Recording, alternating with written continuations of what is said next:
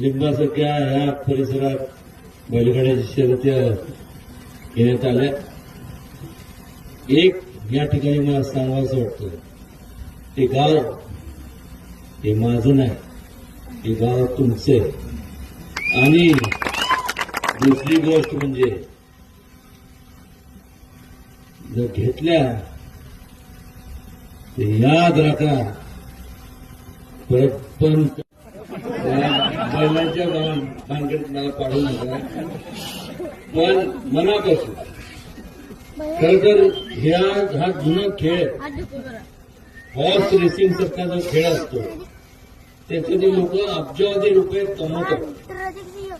आज ग्रामीण भागात ठीक आहे, तुमच्याकडे मोबाईल आले, हे आले किंवा कम्युनिकेशन साधन वेगवेगळे आले.